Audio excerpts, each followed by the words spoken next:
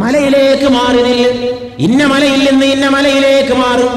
ഖുതുബക്കടയിൽ ഹസ്രത്ത് സയ്യിദുനാ അമീറുൽ മുഅ്മിനീൻ ഉമർ ഇബ്നുൽ ഖത്താബ് റളിയല്ലാഹു അൻഹു വിളിച്ചു പറയുമ്പോൾ ആളുകൾ അത്ഭുതപ്പെട്ടു. ഇതെന്ത് കഥ? ഖുതുബക്കടയിൽ ആരോടാണ് മാറി നിൽക്കാൻ പറഞ്ഞത്? ആരോടാണ് ഈ ആഹ്വാനം? ആർക്ക് വേണ്ടിയാണ് ഈ ക്ഷണം? പ്രാമാണികമായ ഹദീസ് ഗ്രന്ഥങ്ങളിലും ചരിത്ര ഗ്രന്ഥങ്ങളിലും രേഖപ്പെട്ട് കിടക്കുന്ന സംഭവം, നിഷേധിക്കാൻ യാതൊരു നിവൃത്തിയില്ലാത്ത കേസ്. കുറേ ദിവസങ്ങളും മാസങ്ങളും കഴിഞ്ഞപ്പോൾ മദീനയിൽ ഒരു യുദ്ധസംഘം തിരിച്ചെത്തി. റസൂലുള്ളാഹിന്റെ സഹാബികളുടെ യുദ്ധസംഘം. അവർ പറഞ്ഞു, യുദ്ധം കൊടുമ്പിരി കൊണ്ടു, നമ്മൾ തോൽക്കാൻ പോവുകയായിരുന്നു. സേനാനായകൻ പറഞ്ഞു, നമ്മൾ തോൽക്കാൻ പോവുകയായിരുന്നു ശത്രുക്കളുമായിട്ട്. അപ്പോൾ എനിക്ക് ഖലീഫ അമീറുൽ മുഅ്മിനീന്റെ നിർദ്ദേശം കിട്ടി, മദീനയുടെ മസ്ജിദിന്റെ മിമ്പറിൽ നിന്ന്, യാ സാരിയ, മാറി നില്ല് മോനെ, മാറി നില്ല്, പടവെട്ട്, യുദ്ധത്തിന് മാറി നില്ല്, ഇന്ന മലയിലേക്ക് മാറും. കിലോമീറ്ററുകൾക്കപ്പുറത്ത്, മൈലുകൾക്കപ്പുറത്ത്, ഒരുപാട് ദൂരങ്ങൾക്കപ്പുറത്ത് മദീനയിലെ മസ്ജിദിന്റെ മിമ്പറിൽ നിന്ന് സയ്യിദുനാ ഉമറുൽ ഫാറൂഖ് റളിയല്ലാഹു തആല അൻഹു വിളിച്ചു പറഞ്ഞത് എന്താ സാധനം? ഇന്ന് ടെലിഫോണിൽ മെസ്സേജ് കൊടുക്കലേ, ഒരു ടെലിഫോണും വയറും ഇല്ലാതെ, വയറും വയർലെസ്സും ഇല്ലാതെ. എന്താ ഇത്? ഉപഗ്രഹങ്ങളിലൂടെ വാർത്താവിനിമയം നടക്കുന്ന ഈ കാലത്ത് അതൊന്നുമില്ലാതെ മാറി നില്ല്. വെള്ളിയാഴ്ച മസ്ജിദിൽ ജുമുഅക്ക് ജനങ്ങൾക്ക് ഉപദേശം കൊടുക്കുന്നതിനിടയിൽ നിങ്ങൾ പടച്ചവനെ പേടി ജീവിക്കണം, അള്ളാഹുവിനെ ഓർക്കണം എന്നൊക്കെ ഖലീഫ ഇങ്ങനെ പ്രസംഗിച്ചുകൊണ്ടിരിക്കുമ്പോൾ അതിന്റെ ഇടയിൽ ഒരു ബോധോദയം വന്ന പോലെ, അതുമായിട്ടൊരു ബന്ധമില്ലാതെ, സാരിയ, മാറി നില്ല്, എന്നിട്ട് യുദ്ധം ചെയ്യ്, നീ ജയിക്കും, ജയം നമുക്കുള്ളതാണ്. പക്ഷെ ജയിക്കണമെങ്കിൽ മാറി നില്ല്. ഷോക്കേറ്റ പടഞ്ഞ പോലെ സാരിയ മാറി നിന്നപ്പോൾ അതാ അവർക്ക് വിജയമുണ്ടായി എന്ന്. അപ്പോഴാണ് അവിടെ കൂടി ആളുകൾ ഓർത്തത്, മാസങ്ങൾക്ക് മുമ്പുള്ള ഖുതുബ, അമീറുൽ മുഅ്മിനീന്റെ ഖുതുബ, ഉമർ ഇബ്നുൽ ഖത്താബ് റളിയല്ലാഹു തആല അൻഹു ഈജിപ്ത് കീഴടക്കാൻ പോയ അംർ ഇബ്നുൽ ആസ് റളിയല്ലാഹു അൻഹു ഈജിപ്തിൽ നിന്ന് ഇങ്ങോട്ട് ഒരു മെസ്സേജ് കൊടുക്കുകയാണ് ഖലീഫക്ക്. അംർ ഇബ്നുൽ ആസ് റളിയല്ലാഹു അൻഹു, ആ സഹാബിയുടെ സ്ഥാനപ്പേര് തന്നെ ഫാത്തിഹ് മിസ്ർ എന്നാണ്. മിസ്ർ ജയിച്ച സഹാബി, മിസ്ർ കീഴടക്കിയ സഹാബി.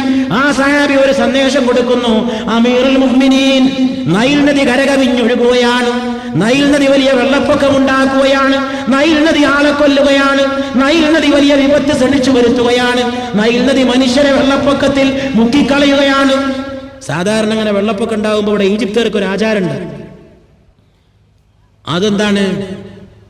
ഏതെങ്കിലും നാട്ടിലെ കുറെ ആളുകളെ അല്ലെങ്കിൽ തിരഞ്ഞെടുക്കപ്പെട്ട ഏതാനും വ്യക്തികളെ, ചിലപ്പോൾ സ്ത്രീകളെ കൊണ്ടുപോയിട്ട് ഈ പുഴയ്ക്ക് കാഴ്ചവെക്കും. ഒരു അന്ധവിശ്വാസം, ഈജിപ്തുകാരുടെ അന്ധവിശ്വാസം. വെള്ളപ്പൊക്കം ഉണ്ടാകരുതേ, അതുകൊണ്ട് ഇവളെ തിന്നോ, ഇവനെ തിന്നോ, ഞങ്ങളെ കൊല്ലരുതേ. നൈൽ നദിയോട് അങ്ങനെ അപേക്ഷിക്കും. ഈ വിവരൊക്കെ അംർ ഇബ്നുൽ ആസ് റളിയല്ലാഹു തആല അൻഹു ഗവർണർ, ഈജിപ്തിലെ ഗവർണർ മദീനയിലേക്ക് എഴുതി അറിയിച്ചു.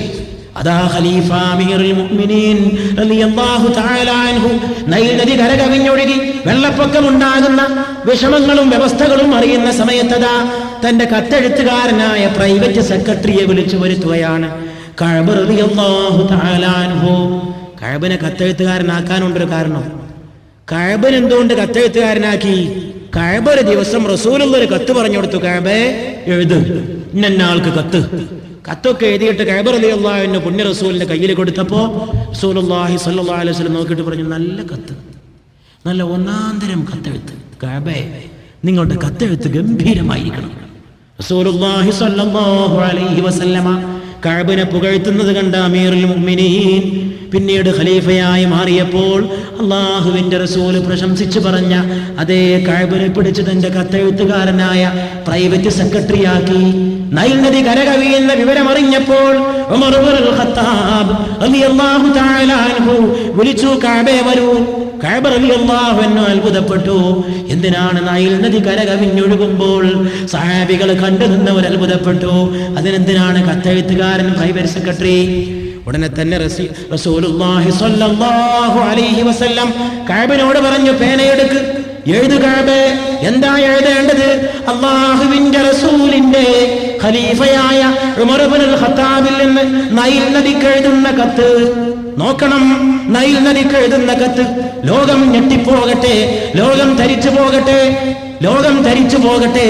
ഒരു പുഴക്കൊരു മനുഷ്യൻ കത്തെഴുതുകയാണ്. കവിഭാവനയിലല്ല, കവിഭാവനയിലല്ല, കലാകാരന്റെ സ്വപ്നത്തിലല്ല, സിനിമയുടെ തിരശീലയിലല്ല, ടിവിയുടെ സ്ക്രീനിലല്ല, സംഭവിക്കുകയാണ് ലോകത്ത്. യഥാർത്ഥ ലോകത്ത്, സംഭവ പരമ്പരകളുടെ ലോകത്ത്, യാഥാർത്ഥ്യത്തിന്റെ ലോകത്ത് സംഭവിക്കുകയാണ്. പുഴക്ക് കത്തെഴുതുകയാണ് അമീറുൽ മുഅ്മിനീൻ ഉമർ ഇബ്നുൽ ഖത്താബ് റളിയല്ലാഹു തആല അൻഹു കത്തെഴുതുകയാണ്. നൈൽ നദി ആരാ എഴുതുന്നത്? ഉമറല്ല, അള്ളാഹുവിന്റെ റസൂലിന്റെ പ്രതിനിധിയായ ഉമർ റളിയല്ലാഹു അൻഹു. ഞാൻ ഒറ്റയ്ക്ക് എഴുതുന്ന കത്തല്ല, എന്നെ ഇവിടെ എത്തിയ ഒരാളുണ്ട്, റസൂൽ സല്ലല്ലാഹു അലൈഹി വസല്ലം. നൈൽ നദി, നീ ഒഴുകുന്നത് നിന്റെ സ്വന്തം ഇഷ്ടപ്രകാരമാണെങ്കിൽ എനിക്ക് നിന്നോടൊന്നും പറയാനില്ല. നൈൽ നദി, നീ ഒഴുകുന്നത് അള്ളാഹുവിന്റെ ഹിതത്തിന് വിധേയമായിട്ടാണെങ്കിൽ എനിക്ക് ചിലത് പറയാനുണ്ട്. നൈൽ നദി, പറയാനുള്ളത് ഇതാണ്. നൈൽ നദി, ആ അല്ലാഹുവിന്റെ റസൂലായ മുഹമ്മദ് മുസ്തഫ സല്ലല്ലാഹു അലൈഹി വസല്ലം, ആ റസൂലിന്റെ ഖലീഫയാണ് ഈ ഉമർ. ആ റസൂലിന് വേണ്ടി, ആ റസൂലിന്റെ പ്രതിനിധിയായ ഉമർ പറയുന്നു, നൈൽ നദി, വെള്ളപ്പൊക്കമായിട്ട് ആളുകളെ വിഷമിപ്പിക്കല്ലേ നൈൽ നദി, പൊങ്ങല്ലേ നൈൽ നദി, ആയിരങ്ങളെ കൊല്ലല്ലേ നൈൽ നദി, കരാള താണ്ഡവമാടല്ലേ നൈൽ നദി, രാക്ഷസ രൂപമാണ്ട് മനുഷ്യനെ കൊല്ലാൻ ഒരുങ്ങല്ലേ നൈൽ നദി. ഇതെന്താ ചെയ്യേണ്ടത്? കത്ത് വാങ്ങിയ ആള് എത്തിച്ചപ്പോ ചോദിച്ചത്, എന്തെങ്കിലും കാട്ടണ്ടേ? മനുഷ്യനാണ് ഈ കൈ കൊണ്ടേ കൊടുത്തിട്ട് വായിക്കാൻ പറയാം. ഒഴുകുന്ന പുഴയോട് എന്താ ചെയ്യേണ്ടത്? നിങ്ങളൊന്നും ചെയ്യണ്ട, ഒഴുകുന്ന പുഴയിൽ ഇട്ട് കൊടുത്താൽ മതി. മൂപ്പർക്കുള്ള കത്ത് ഫ്രം ഞാന് ടു പുഴ, അതങ്ങോട്ട് ഇട്ട് കൊടുക്കുക, മൂപ്പര് കിട്ടിക്കോളൂ എന്ന് പറഞ്ഞു. ഉമർ ഇബ്നുൽ ഖത്താബ് റളിയല്ലാഹു അൻഹുവിന്റെ കത്ത് കിട്ടേണ്ട താമസം. നൈൽ നദി, പൊളഞ്ഞൊഴുകുന്ന നൈൽ നദി, ഘോരഘോരമൊഴുകുന്ന നൈൽ നദി, അലയിട്ടടിക്കുന്ന ഒഴുകുന്ന നൈൽ നദി, തലയിട്ടടിക്കുന്ന നൈൽ നദി, അലമാലകൾ ഉതിർക്കുന്ന നൈൽ നദി, കരകവിയുന്ന നൈൽ നദി, തീരങ്ങളെ ആക്രമിക്കുന്ന നൈൽ നദി. കത്ത് കിട്ടിയപ്പോൾ വെള്ളപ്പൊക്കം വാരുന്ന പോലെ, കീഴോട്ട് കീഴോട്ട് ഒഴുക്ക് നിലക്കുന്ന പോലെ, ഭൂമിയിലേക്ക് വെള്ളം ആഴ്ന്ന് പോകുന്ന പോലെ റസൂലുള്ളാഹി സ്വല്ലല്ലാഹു അലൈഹി വസല്ലമയുടെ ഖലീഫയുടെ വാക്ക് കേട്ടിട്ട് നൈൽ നദി അടങ്ങിപ്പോയി. ഇതൊക്കെ വിശ്വസിക്കാൻ കഴിയുന്നവനാണ് മുഅ്മിൻ. ഇസ്ലാം ദീൻ എന്ന് പറഞ്ഞാൽ ഇതിലൊക്കെ വിശ്വസിക്കണ്ടേ? എല്ലാ കാര്യങ്ങളും അങ്ങനെ എൻ്റെ യുക്തിയും ബുദ്ധിയും എന്നൊക്കെ പറഞ്ഞ ദീനുണ്ടോ അവന്? എന്റെ യുക്തിക്കും ബുദ്ധിക്കും വെളിവായതേ ഞാൻ അംഗീകരിക്കുന്നു എന്ന് പറയുന്ന ഒരു ദീനിന്റെ സുഗന്ധം അനുഭവിക്കാൻ സാധിക്കില്ല. അവനെന്ത് മെഹറാജ്, അവനെന്ത് ഹിജ്റ, അവനെന്ത് അൽ ജബൽ യാ സാരിയ, അവനെന്ത്? അവനൊന്നുമില്ല. അവനെന്ത്? ഇന്നലെ പറഞ്ഞ സിദ്ദീഖുൽ അക്ബറിന്റെ വിഷപ്പാമ്പിന്റെ വിഷം അതകറ്റാൻ റസൂലുള്ളാഹിന്റെ ഒരു ഇത്തിരി ഉമിനീര് സല്ലല്ലാഹു അലൈഹി വസല്ലം. അവനെന്തിന്? മിനിഞ്ഞാന്ന് പറഞ്ഞ റസൂലുള്ളാഹിനെ കെട്ടിപ്പിടിച്ചിട്ട് അവിടുത്തെ പുണ്യമാക്കപ്പെട്ട വിയർപ്പ് സഹാബികൾ നാവിൽ തൊടുകയാണ്. സഹീഹ് ബുഖാരിയാണ്, നമ്മളാരും ഉണ്ടാക്കി പറയില്ല. സഹീഹ് ബുഖാരി. ബുഖാരിയെ തള്ളി പറയുന്നവരൊന്നും മുസ്ലിം സമൂഹത്തിൽ ഇല്ല എന്നാണ് എന്റെ വിശ്വാസം. ബുഖാരിയെ തള്ളി പറയുന്നവരെ കുറിച്ച് അപകടമാണ്. ഖുർആൻ കഴിഞ്ഞാൽ പിന്നെ മുസ്ലിം ലോകത്തിന് ആധികാരികമായ ഒരു പ്രാമാണിക ഗ്രന്ഥം അതിൽ പറയണേ. അപ്പൊ ഈ വക സംഭവങ്ങളെ ഉൾക്കൊണ്ടുകൊണ്ട് അൽ ജബൽ യാ സാരിയ എന്ന സംഭവം എത്ര വലിയ സംഭവമാണ്. മാറി നില്ല് സാരിയ, മാറി നിന്ന് യുദ്ധം ചെയ്യ സാരിയ. അതിനെക്കുറിച്ച് കവികൾക്ക് പോലും പറയാതിരിക്കാൻ കഴിഞ്ഞില്ല. സദായേ അൽ ജബൽ സാരിയ ദീഥി മദീനെ മേ, സദായേ അൽ ജബൽ സാരിയ ദീഥി മദീനെ മേ, सारी सा सुनाई दी सदा ईरान में अहले ईमान को, सुनाई दी सदा ईरान में अहले ईमान को, बेफरमान खुदा खत ने लिखो लिख कर क्या जारी, बेफरमान खुदा खत ने लिखो लिख कर किया जारी, दिखाई ये करामत भी उमर ने चश्म इंसान को, दिखाई ये करामत भी उमर ने चश्म इंसान को, न जाने कितने गुल इस्लाम पैदा कर चुका लेकिन, न जाने कितने गुल पैदा कर चुका लेकिन, उमर वो गुल है जिस पर नाज है सारे गुलिस्तान को, उमर वो गुल है जिस पर नाज है सारे गुलिस्तान को, उमर की जात वो जाते गिरामी है खुदा शाहिद, उमर की जात वो जाते गिरामी है खुदा शाहिद। चमकना जिसने सिखलाया जमाने में मुसलमान को, चमकना जिसने सिखलाया जमाने में मुसलमान को। ഈ രണ്ട് സംഭവം വെച്ചുകൊണ്ട് കവി പറയാണ്, സദായേ അൽ ജബൽ യാ സാരിയ ദീദി മദീനെ മേ, മദീനയിലാണ് സാരിയ മഴമാല മാറിനില്ല എന്ന ആ ശബ്ദം മുഴങ്ങിയത്. കേട്ടതോ ശബ്ദം മുഴങ്ങിയത് മദീനയിലാണെങ്കിൽ കേട്ടതോ ഇറാനിലാണ്. സുനായി ദീ സദാ ഇറാൻ മേ അഹ്ലെ ഈമാൻ കോ, മുഅ്മിനീങ്ങൾക്ക് ഇറാനിൽ ശബ്ദം മുഴങ്ങി, ശബ്ദം പറഞ്ഞത് ശബ്ദമുണ്ടായത് മദീനത്താണെങ്കിൽ അത് കേട്ടത് ഇറാനിലാണ്. ബഫർമാനെ ഖുദാ ഖത്നെ ലകോ ലിഖ് കർ കിയാ ജാരി, അല്ലാഹുവിന്റെ ആജ്ഞപ്രകാരം, അല്ലാഹുവിന്റെ ആജ്ഞപ്രകാരം നൈൽ നദിക്ക് കത്തെഴുതി കൊടുത്തു, കത്തൊഴുക്കി കൊടുത്തു. ദിഖായിയേ കറാമത്ത് ബി ഉമറിനെ ചശ്മ ഇൻസാൻ കോ, ഈ കറാമത്തും മനുഷ്യന്റെ കണ്ണിന് ഉമർ റളിയല്ലാഹു അൻഹു കാട്ടിക്കൊടുത്തു. न जाने कितने गुल इस्लाम पैदा कर चुका लेकिन, എത്ര പൂക്കളെയാണ് ഈ ദീന് ജനിപ്പിച്ചതെന്നറിയില്ല. ഉമർ വോ ഗുൽ ഹേ ജിസ് പർ നാസ് ഹേ സാരേ ഗുലിസ്താൻ കോ, പക്ഷേ പൂന്തോപ്പിന് മുഴുവൻ അഭിമാനമുള്ള പൂവാണ് ഈ ഉമർ. ഇത് അഭിമാനമുള്ള പൂവാണ്. ഇത് നീതിയുടെ കാര്യത്തിൽ ആരോടും ഒരിഞ്ച് വിട്ടുവീഴ്ച ചെയ്യാത്ത നായകനാണ്. നീതിയുടെ കാര്യത്തിൽ വിട്ടുവീഴ്ചയില്ല. ദീനിലേക്ക് കടന്നു വന്നൊരു പുതിയ മനുഷ്യനുണ്ടായിരുന്നു, ഒരു പുതിയ മനുഷ്യൻ. അദ്ദേഹം ദീനിലേക്ക് കടന്നു വന്നത് അടുത്ത കാലത്താണ്.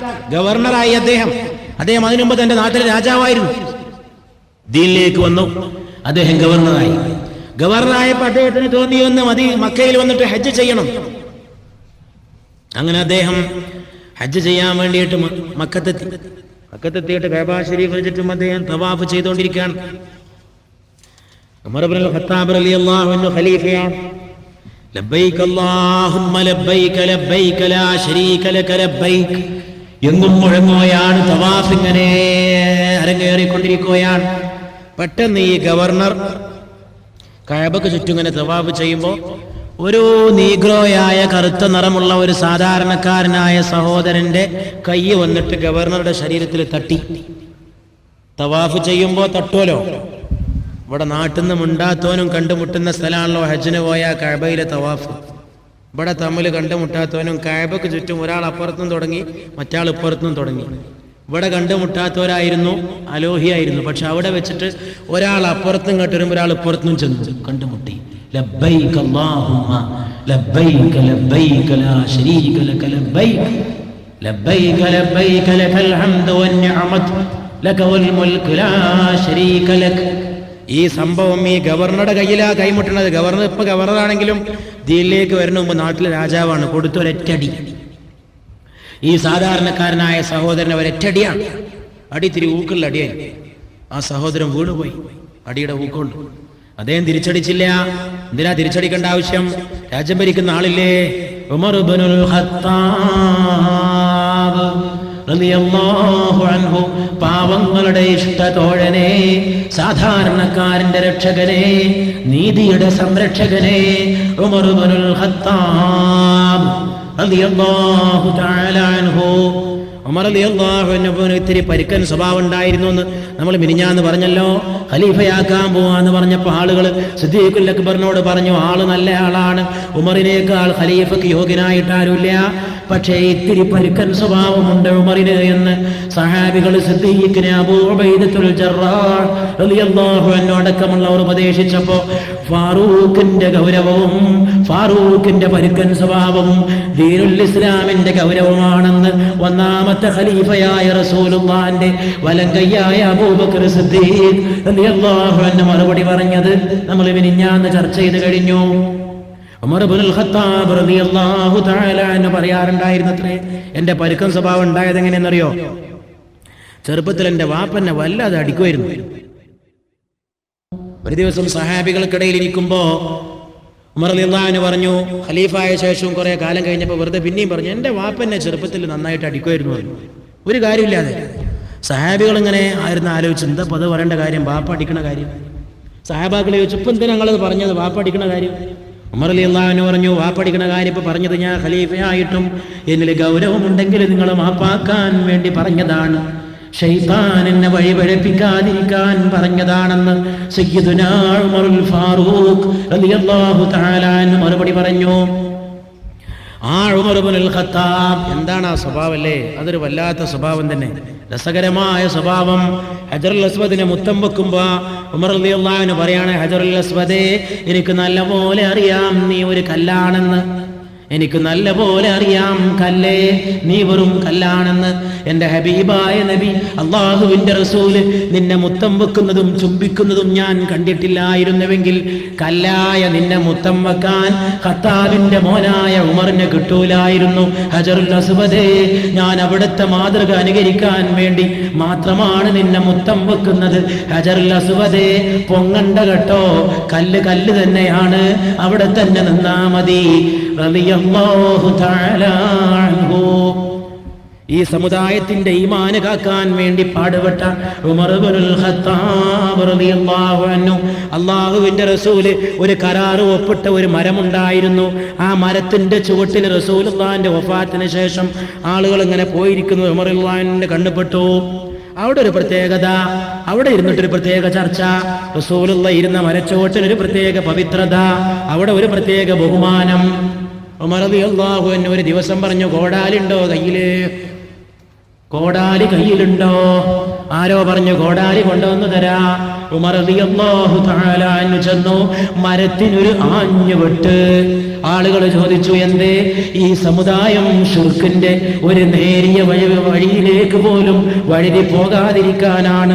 റസൂൽ ഇരുന്ന സ്ഥലത്തോട് ബഹുമാനം തോന്നി തുടങ്ങിയിട്ട് ആ സ്ഥലത്തോടും ആ മരത്തോടും ഒരു ആരാധനാ മനോഭാവം വന്നുപോയാൽ അത് ഈ സമുദായത്തിന്റെ തൗഹീദിൽ, ഇവരുടെ ഈമാനിൽ വെള്ളം ചേർക്കും. അതുകൊണ്ട് മരം ക്രാഷ്. അതായിരുന്നു അമീറുൽ മുഅ്മിനീൻ ഉമർ ഇബ്നുൽ ഖത്താബ് റളിയല്ലാഹു തആല അൻഹു. അതൊരു പരുക്കനാണെങ്കിൽ പരുക്കൻ തന്നെ, പക്ഷെ ആ പരുക്കനെ അള്ളാഹു ഇഷ്ടപ്പെട്ടിരുന്നു. ആ പരുക്കൻ സ്വഭാവം അള്ളാഹു ഇഷ്ടപ്പെട്ടിരുന്നു, അവന്റെ റസൂലും ഇഷ്ടപ്പെട്ടിരുന്നു. അതുകൊണ്ട് ആ സിദ്ദീഖുൽ അക്ബർ പറഞ്ഞത്, അള്ളാഹുവിന്റെ റസൂലിന്റെ പ്രിയപ്പെട്ടവനായ ഉമറിന്റെ പരുക്കൻ സ്വഭാവം ദീനുൽ ഇസ്ലാമിന് നല്ലതാണ്. ആ ഉമർ റളിയല്ലാഹു തആല അൻഹു ജീവിച്ചിരിക്കുന്ന സമയത്താണ് ഗവർണറുടെ ഈ അടി. തവാഫ് നടന്നുകൊണ്ടിരിക്കുമ്പോൾ ഈ അടി. ഉടനെ തന്നെ ഓടി സഹോദരൻ അമീറുൽ മുഅ്മിനീൻ, എനിക്കൊരു അടി കിട്ടിയിരിക്കുന്നു. ആ ആരുടെ കയ്യുന്ന? ഗവർണർ, നാട് ഭരിക്കുന്ന ഗവർണർ. എങ്ങനെ സംഭവം? തവാഫ് ചെയ്യുമ്പോ കഅബ ശരീഫിന്റെ ചുറ്റും, നമ്മളെ കൂട്ടത്തിലുണ്ടല്ലോ ചിലരില്ലേ, ഞാൻ ആരാന്ന് എനിക്കറിയോ, എന്റെ കുടുംബം ഏതാണെന്നറിയോ, എന്റെ വാപ്പ ഏതാണെന്നറിയോ, ഇപ്പോഴും ഞാൻ കണ്ടിട്ടുണ്ട് അങ്ങനെ ആളുകളെ. സാക്ഷാൽ ഈ ഗവർണറുടെ സ്വഭാവക്കാർ. എന്റെ കുടുംബം ഏതാണ്, എന്റെ തറവാട് ഏതാണ്, എന്റെ അസൽ ഏതാണ്, വല്ല വിവരമുണ്ടോ എന്ന് പരസ്യമായിട്ട് പറഞ്ഞെടുക്കുന്നത് ഞാൻ എന്റെ കാതുകൊണ്ട് കേട്ടിട്ടുണ്ട്. ദീന് ഉള്ളിൽ കിടന്നിട്ടില്ല എന്നർത്ഥം. ദീന് ഉള്ളിൽ കിടന്നോ എന്റെ ചുണ്ടിൽ കൂടി നാവ് കൂടിയും ആ വർത്താനം തറവാടും ഒന്നും വരൂല. അയാ ഫാഖിറൻ ബിൻ നസ്ബി കൈഫ തഫാഖുറൂ അസ്ലൂകുമു മിൻ ഖബ്ലു തിയം വനയരൂ വാശാരി മൂശാരി പാണൻ വപറയരൂ വനായാടി ചെട്ടി വമണ്ണാനു പറയരൂ എന്ന് വെളിയങ്കോട്ട ഉമർ ഖാദി. ആ വലിയ ഉമറിന്റെ സ്വഭാവം ഈ ചെറിയ ഉമറിനെ കുറേശ്ശെ ഉണ്ടായിരുന്നു. ഏത്? ആ മദീനത്തെ ഉമറിന്റെ കുറെ സ്വഭാവങ്ങൾ ഈ വെളിയങ്കോട്ട് ഉമറിനുണ്ടായിരുന്നു. പരിക്കുന്ന സ്വഭാവം. ബ്രിട്ടീഷുകാരോട് പറഞ്ഞു നികുതി തരൂല, പേരിൽ മാത്രമല്ല നികുതി തരൂല. സൂര്യൻ അസ്തമിക്കാത്ത ബ്രിട്ടീഷ് സാമ്രാജ്യത്തോട് നാട് മുടിക്കാൻ വന്ന അക്രമികളെ നികുതിയില്ല. ആരാ വിളിച്ചു പറയണത്? ഇന്ത്യയുടെ സ്വാതന്ത്ര്യ സമര പ്രസ്ഥാനത്തിന്റെ നേതാക്കന്മാര് നികുതി നിഷേധ പ്രസ്ഥാനം തുടങ്ങുന്നതിന് ഒരുപാട് കൊല്ലങ്ങൾക്ക് മുമ്പ് വെളിയങ്കോട്ടെ കാതേര് നികുതിയില്ല. ബ്രിട്ടീഷുകാർ ചോദിച്ചു എന്തുകൊണ്ട്? ഇല്ല, നിങ്ങൾ നാട് മുടിക്കാൻ വന്ന അക്രമികളാണ്, ലാലിമീങ്ങളാണ്, നിങ്ങൾ മർദ്ദകന്മാരും ഞങ്ങൾ മർദ്ദിതരുമാണ്. മർദ്ദകർക്ക് നികുതി തരൂല. മനസ്സില്ല. സൂര്യൻ അസ്തമിക്കാത്ത ബ്രിട്ടീഷ് സാമ്രാജ്യത്തോട് നീബു സാഹിബിന്റെ ചാവക്കാട്ടെ തുക്കടി ഓഫീസിൽ കടന്നു ചെന്നിട്ട് ഉമർ ഫാറൂഖിന്റെ സ്വഭാവം കാട്ടി. എന്താ സ്വഭാവം? നീബു ഇരിക്കാണ്, മേശപ്പുറത്തേക്ക് കാലും വെച്ചിട്ട് നീബുവിന്റെ മുമ്പ് ചെന്നു. ചെല്ലാൻ പറഞ്ഞതായിരുന്നു ബ്രിട്ടീഷുകാർ, നികുതി കൊടുക്കൂല എന്ന് പറഞ്ഞതിനെ കുറിച്ച് ആലോചിക്കാൻ. നിങ്ങളാരാ? ഞാൻ ഉമർ. ഏത് ഉമർ? വെളിയങ്കോട്ട ഉമർ.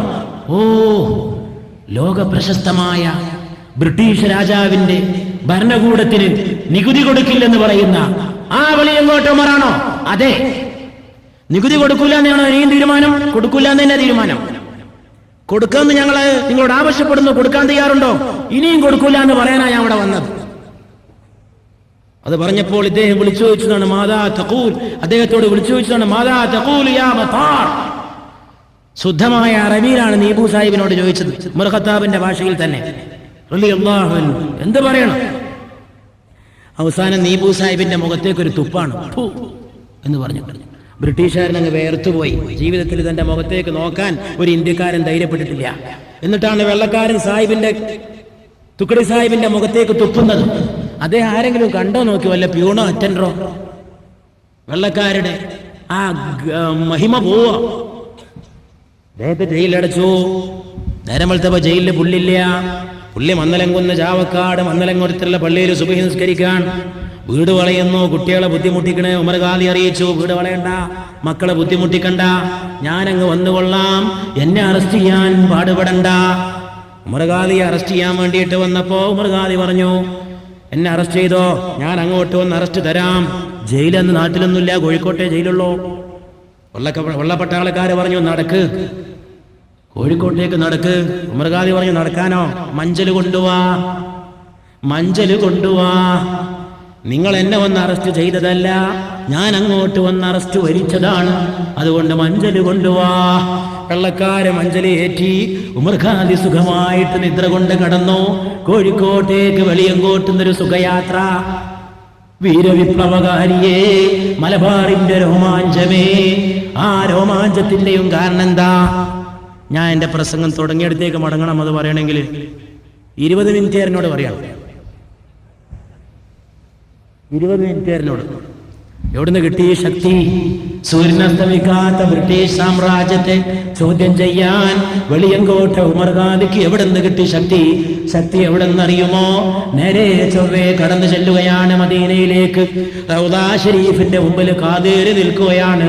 ഖാദിർ ചൊല്ലാൻ തുടങ്ങി, യാ അക്റമൽ ഖുറമ അലാ അഅതാബികും ഉമറുൽ ഫഖീറുൽ മുർതജി ലിജനാബികും യർജു عطاء على البكاء ببابكم والدمع من عينيه سال سجيما صلوا عليه وسلموا تسليما ورأى عجائب عالم الملكوت وسرائر الناسوت والجبروت عينا مدرس مسجد اللاهوت كم من لدني هواه علوما صلوا عليه وسلموا تسليما. അറബികൾ വിചാരിച്ചു വല്ല കൂഫക്കാരനായിരിക്കാം, ബസറക്കാരനായിരിക്കാം. ഒരു കൂഫി മസലയല്ല, നമ്മളെ കേരളീയനാ. കേരളത്തിന്റെ പാരമ്പര്യത്തിൽ അഭിമാനം കൊള്ളുക. പക്ഷെ അവരൊക്കെ മതമൈത്രിക്ക് വേണ്ടി പാടുപെട്ടാരോടും കൂടെ മനസ്സിലാക്കുക. ഒരു ഭാഗത്ത് ദീനിലുള്ള ശക്തിയായ ഊന്നൽ, മറ്റൊന്ന് മതമൈത്രി.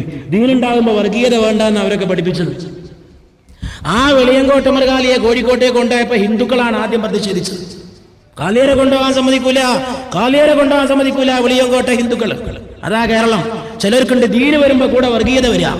അവിടെ പ്രസംഗിക്കുമ്പോ മറ്റു സമൂഹങ്ങളുമായിട്ട് ബന്ധപ്പെട്ട, മറ്റു സമുദായങ്ങളുമായിട്ട് ബന്ധപ്പെട്ട സമാധാനത്തിന് നിരക്കാത്ത, മൈത്രിക്ക് നിരക്കാത്തത് പറയാ. അത് നമ്മുടെ പൂർവികരുടെ വഴിയല്ല. അതുകൊണ്ട് ഉമർ ഇബ്നുൽ ഖത്താബ് റളിയല്ലാഹു അൻഹുവിന്റെ പാരമ്പര്യം, യാ അക്റമൽ ഖുറമാ അലാ അതാബികും ഉമറുൽ ഫഖീറുൽ മുർതജി ലിജനാബികും. നബിയെ, ഫക്കീറായ ഉമർ ഖാദി, ഉമർ ഖാദില്ല, ഫക്കീറായ ഉമർ ദാ വന്ന് നിൽക്കണം നിങ്ങളുടെ പടിവാതിൽക്കല്. റൗളയിലാണ് ഈ മലയാളി ഈ പാട്ട് പാടുന്നത്.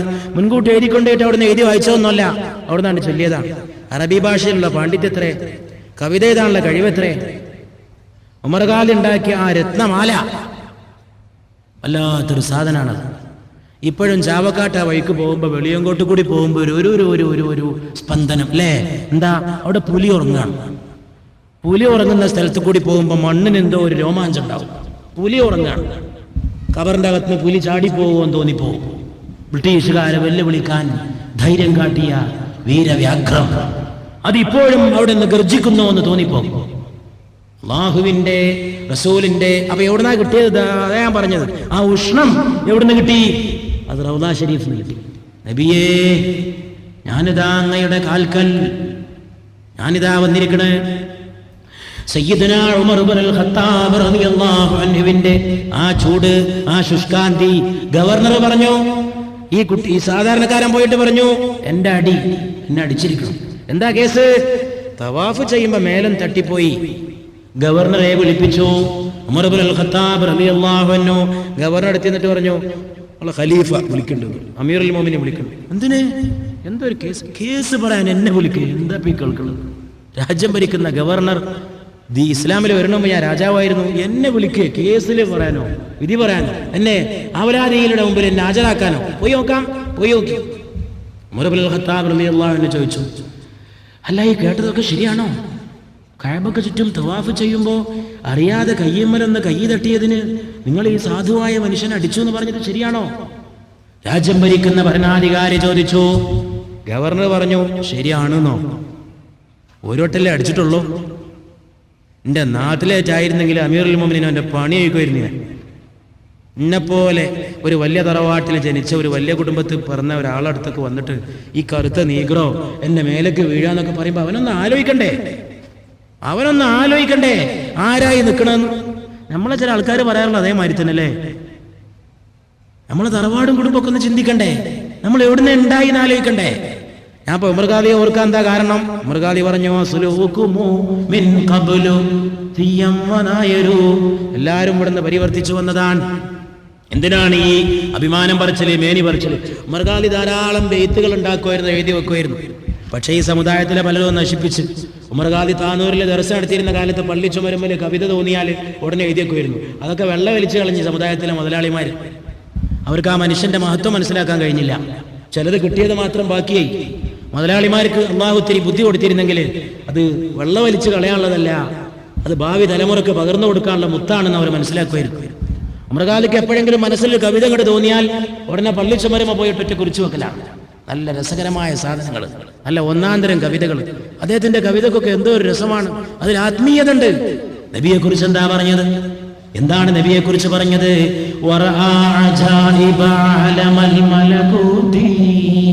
മലക്കൂത്ത് ലോകത്തിലെ അത്ഭുതങ്ങൾ റസൂലുള്ളാഹി കണ്ടു സല്ലല്ലാഹു അലൈഹി വസല്ലം.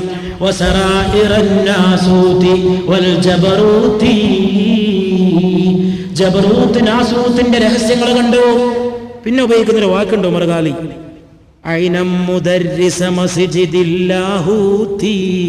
ലാഹൂത്ത് പള്ളിക്കലെ മുദർരിസിനെയും കണ്ടു.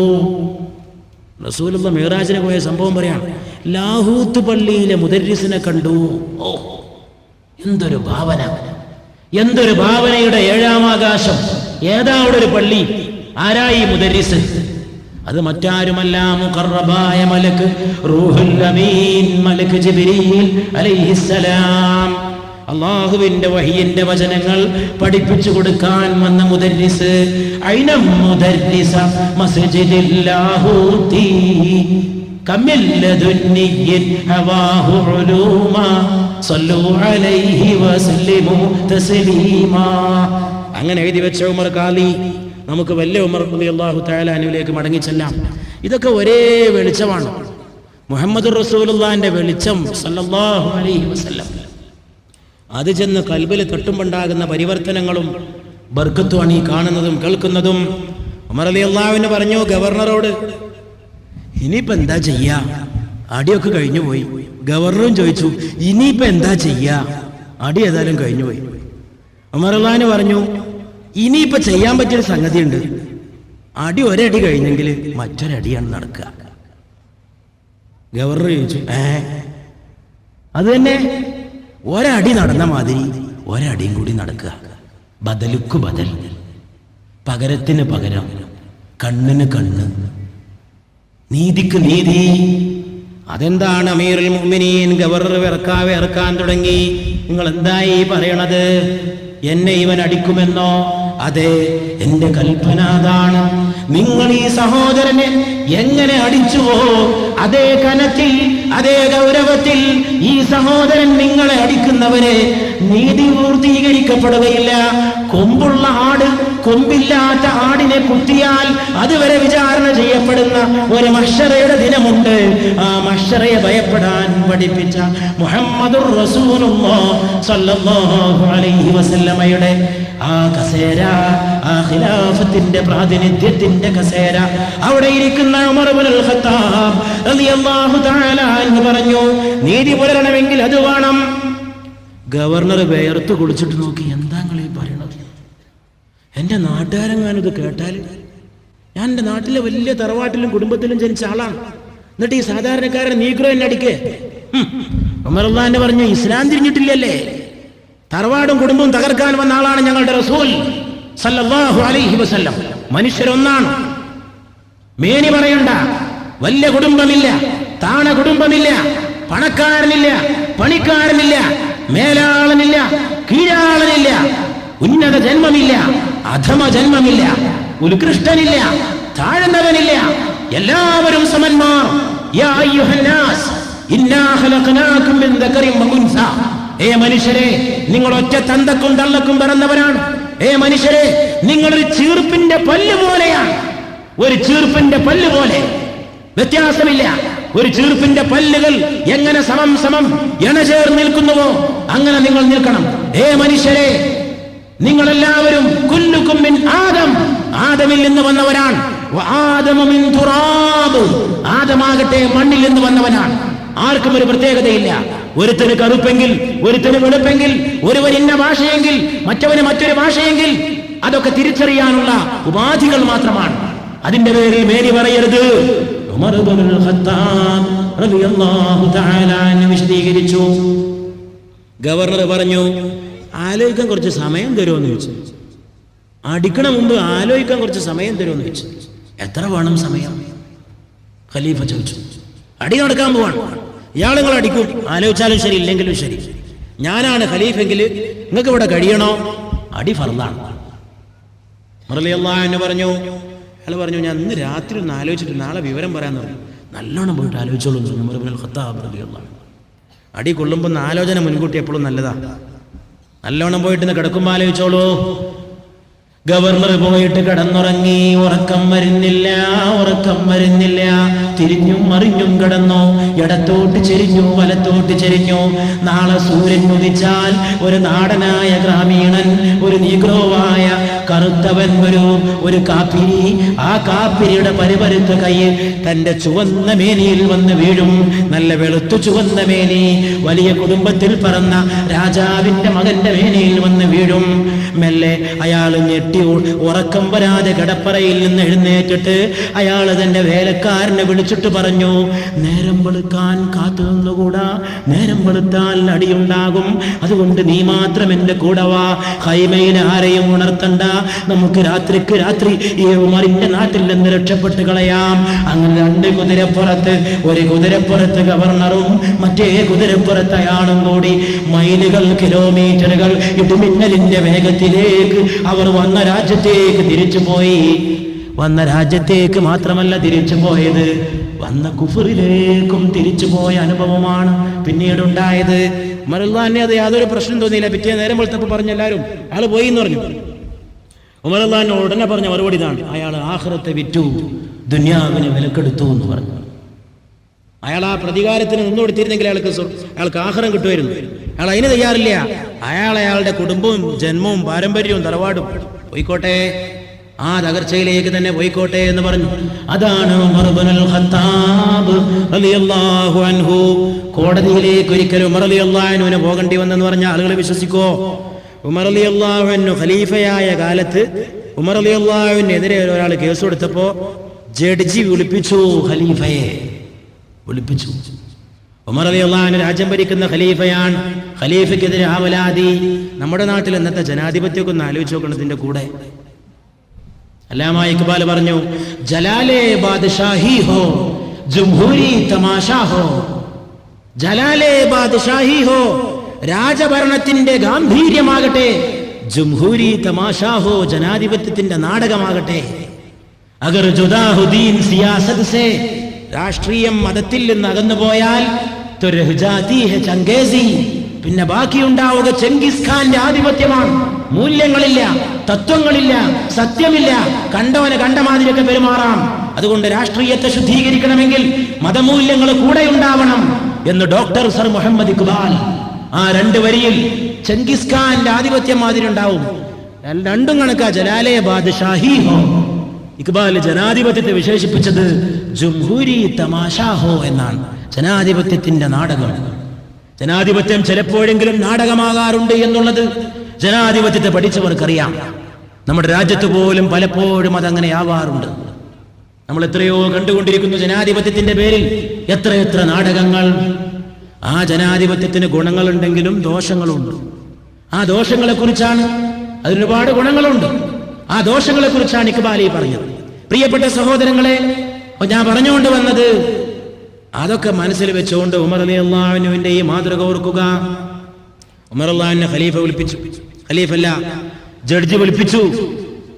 ജഡ്ജി ഉമർ റളിയല്ലാഹു അൻഹു കടന്നു വന്നപ്പോ ജഡ്ജി എന്ത് ചെയ്തു എന്ന് പറഞ്ഞാല്, ജഡ്ജി രാജ്യം ഭരിക്കുന്ന ഖലീഫല്ലേ നടന്നു വരുന്നെന്ന് വിചാരിച്ചിട്ട് ഒന്ന് എഴുന്നേറ്റ് നിന്ന് കൊടുത്തു. രാജ്യം ഭരിക്കുന്ന ഖലീഫ വരില്ലേ, കോടതിയിലേക്ക് വരാൻ. ഉബയ്യ് ഇബ്നു കഅബാണ് ആവലാധികാരൻ, സെയ്ദ് ഇബ്നു സാബിത്താണ് ജഡ്ജി റളിയല്ലാഹു തആല അൻഹുമാ. ഉബയ്യ് ഇബ്നു കഅബ് അവിടെ നിൽക്കുന്നുണ്ട്, സെയ്ദ് ഇബ്നു സാബിത്ത് ജഡ്ജിയായിട്ട് കസേരയിൽ ഇരിക്കുന്നുണ്ട്. അങ്ങോട്ട് കടന്നു ചെല്ലാണ് ജഡ്ജി. ഇങ്ങോട്ട് ഖലീഫ ഇങ്ങോട്ട് കടന്നു വരുമ്പോൾ ജഡ്ജിയായ സെയ്ദ് ഇബ്നു സാബിത്ത് റളിയല്ലാഹു അൻഹു എഴുന്നേറ്റു. ഉമർ റളിയല്ലാഹു അൻഹുവിന്റെ കണ്ണുകൾ ചുവന്നുപോയി. ഏ സെയ്ദ്, നിങ്ങൾ എന്താ ചെയ്തത്? അവിടെ ഇരിക്കാം, ഇവിടെ നിങ്ങൾ ജഡ്ജിയാണ്. ഞാൻ ജഡ്ജിയായ നിങ്ങൾക്ക് മുമ്പിൽ ഒരു പ്രതി മാത്രമാണ്. ഞാനിവിടെ ഖലീഫ എന്ന് കരുതി എന്നെ ബഹുമാനിക്കരുത്. അവിടെ നിൽക്കുന്ന ഉബയ്യാണ് ആവലാധികാരൻ. ആ ഉബയ്യന് കൊടുക്കുന്ന ബഹുമാനമേ എനിക്കും തരാവൂ. ഒരിക്കലും ഖലീഫ എന്ന നിലക്ക് എന്നെ ബഹുമാനിച്ചു പോകരുത്. സെയ്ദ് ഇബ്നു സാബിത്ത് റളിയല്ലാഹു അൻഹു ഞെട്ടിത്തെറിച്ചു പോയി. അങ്ങനെ മഹാനായ ഉമർ ഇബ്നുൽ ഖത്താബ് റളിയല്ലാഹു തആല അൻഹു അവിടെ സത്യം വിശദീകരിച്ചു. ഈ ഉമർ റളിയല്ലാഹു തആല അൻഹു ആണ് മദീനയിലെ മസ്ജിദിൽ ഒരു ദിവസം ഖുതുബ നിർവഹിച്ചു കൊണ്ടിരിക്കുമ്പോൾ ഒരാൾ എഴുന്നേറ്റ് നിന്നുകൊണ്ട് പറഞ്ഞു, അമീറുൽ മുഅ്മിനീൻ, ഖുതുബ പിന്നെ മതി, അതിനു മുമ്പ് ഒരു ചോദ്യത്തിന് മറുപടി പറയണം. ഉമറേ മറുപടി താ, ഖലീഫയെ മറുപടി താ, അമീറുൽ മുഅ്മിനീനെ മറുപടി താ. എന്താ പ്രശ്നം പറയൂ. അമീറുൽ മുഅ്മിനീൻ പറഞ്ഞു, യാ അമീറുൽ മുഅ്മിനീൻ, നിങ്ങളെ കുപ്പായത്തിന് എങ്ങനെയാ നീളം കൂടിയത്? ഇതാണ് വലിയ ചോദ്യം, അന്താരാഷ്ട്ര ചോദ്യം. കുപ്പായത്തിന് എങ്ങനെയാ നീളം കൂടിയത്? യുദ്ധത്തിന്റെ ഗനീമത്ത് മുതൽ ഓഹരി വെച്ചപ്പോ നിങ്ങൾ എല്ലാവർക്കും തുണി ഓഹരി വെച്ചു കൊടുത്തു. ഞങ്ങൾക്കും കിട്ടി, എനിക്കും കിട്ടി തുണി. എനിക്ക് കിട്ടിയ തുണി കൊണ്ട് ഞാനൊരു കുപ്പായം ഉണ്ടാക്കി. ഞാനുണ്ടാക്കിയ കുപ്പായത്തിന് ഇതാ ഇക്കാണുന്ന വലിപ്പമേ ഉള്ളൂ. പിന്നെ എന്തുകൊണ്ടാണ് അമീറുൽ മുഅ്മിനീന്റെ കുപ്പായത്തിന് വലിപ്പം കൂടിയത്? തുണി കൂടുതൽ കവർന്നെടുത്തോ, അന്യന്റെ ഹക്ക് കൊണ്ട് കുപ്പായം തുന്നിച്ചോ? അതിന് മറുപടി നൽകിയിട്ട് മതി അമീറുൽ മുഅ്മിനീനെ നിങ്ങളുടെ പ്രസംഗം. രാജ്യം ഭരിക്കുന്ന ഭരണാധികാരിയെ മുഖത്ത് നോക്കി ചോദ്യം ചെയ്യാൻ പഠിപ്പിച്ച മുഹമ്മദുൻ മുഹമ്മദുൻ മുഹമ്മദു റസൂലുള്ളാഹി സ്വല്ലല്ലാഹു അലൈഹി വആലിഹി വഅസ്ഹാബിഹി വസല്ലം. ഉമർ റളിയല്ലാഹു അൻഹു പറഞ്ഞു, ഈ സദസ്സിൽ എവിടെയെങ്കിലും എൻ്റെ മകനുണ്ടോ? മകനുണ്ടോ? അബ്ദുള്ള ഇവിടെ ഉണ്ടോ എന്ന് ചോദിച്ചു. അബ്ദുല്ലാഹി ഇബ്നു ഉമർ റളിയല്ലാഹു അൻഹു, അബ്ദുല്ലാഹി ഇബ്നു ഉമർ മെല്ലെ തല ഉയർത്തി. ഖലീഫ പറയുകയാണ്, മോനെ മറുപടി കൊടുക്ക്. അബ്ദുല്ലാഹി ഇബ്നു ഉമർ റളിയല്ലാഹു അൻഹു എഴുന്നേറ്റ് എന്നിട്ട് പറഞ്ഞു, ക്ഷമിക്കണം മുഅ്മിനീങ്ങളെ, ബാപ്പാനെ ശങ്കിക്കല്ലേ, ബാപ്പാനെ സംശയിക്കല്ലേ. യുദ്ധത്തിന്റെ ഗനീമത്ത് മുതൽ ഓഹരി വെച്ചപ്പോൾ എല്ലാവർക്കും കിട്ടിയ ഓഹരി പോലെ ഖലീഫക്കും കിട്ടിയിട്ടുള്ളോ? പക്ഷേ നിങ്ങളെപ്പോലെ എനിക്കും ഒരു ഓഹരി കിട്ടി. എനിക്ക് കിട്ടിയ ഓഹരി ഞാൻ ബാപ്പാക്ക് കൊടുത്തു.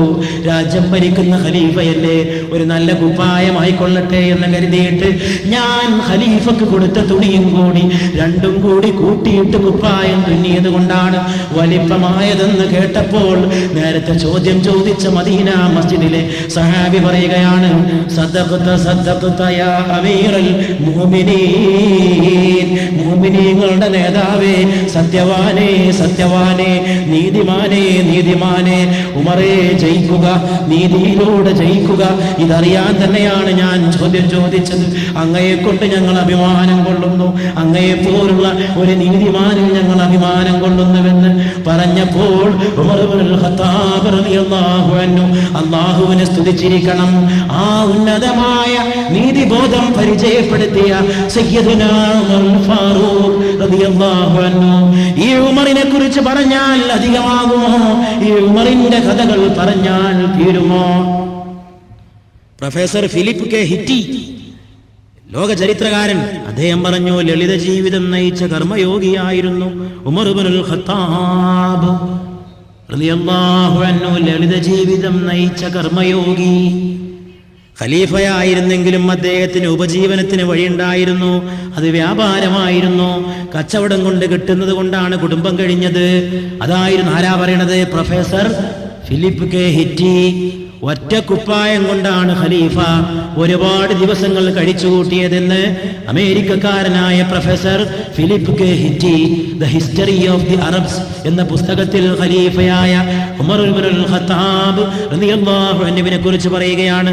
ജസ്റ്റിസ് അമീർ അലി തന്റെ പ്രസിദ്ധമായ ചരിത്ര പുസ്തകത്തിൽ പറയുകയാണ്, ശക്തനെങ്കിലും നീതിമാനായിരുന്നു ഉമർ.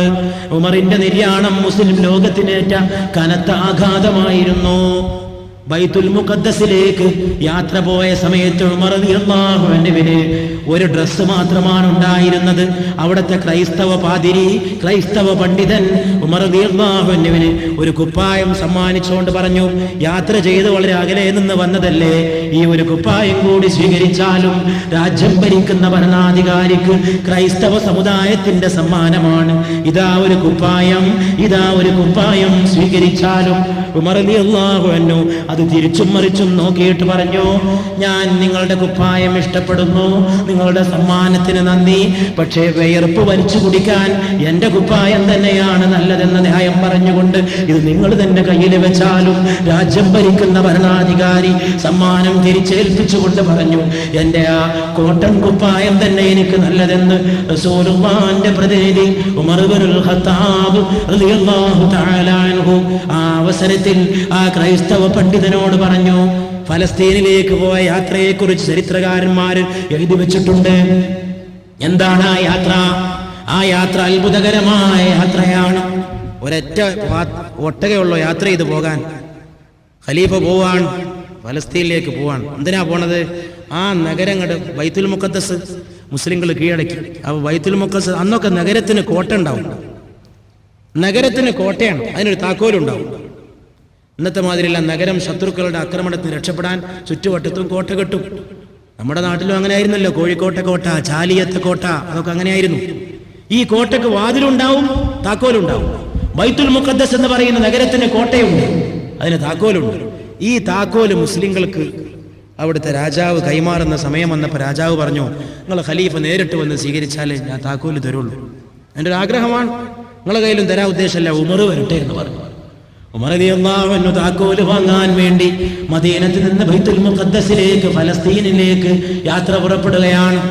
നോക്കുമ്പോ രാജ്യം ഭരിക്കുന്ന വലിയ ഖലീഫയാണ്. അവിടെ കൊടിയും തോരണങ്ങളും സ്വീകരണമാണ്.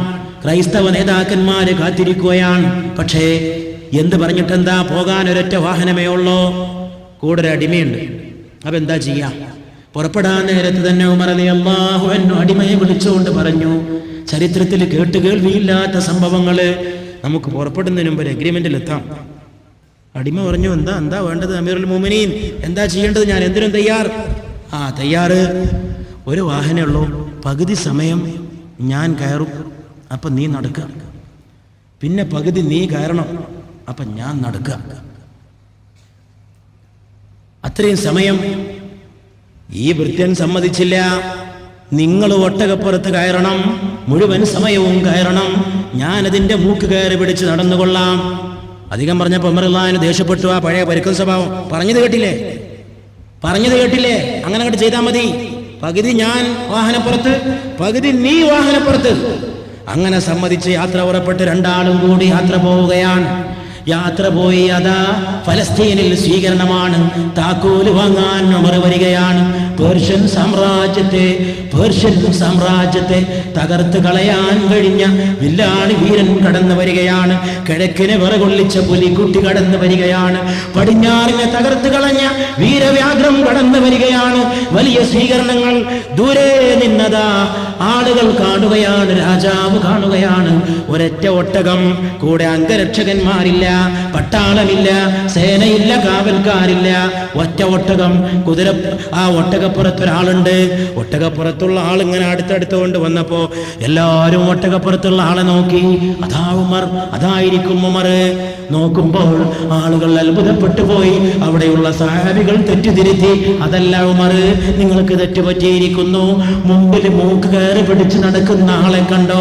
അതാണ് ഞങ്ങളുടെ ഉമർ, അതാണ് ഞങ്ങളുടെ അമീറുൽ മുഅ്മിനീൻ, അതാണ് ഞങ്ങളുടെ ഖലീഫ, അതാണ് ഞങ്ങളുടെ നേതാവ്, അതാണ് ഞങ്ങളെ പേർഷ്യനെ വെട്ടിപ്പിടിക്കാൻ പഠിപ്പിച്ചത്, അതാണ് ഞങ്ങളെ സത്യത്തിന്റെ കവാടങ്ങൾ കടത്തിപ്പിച്ചത്.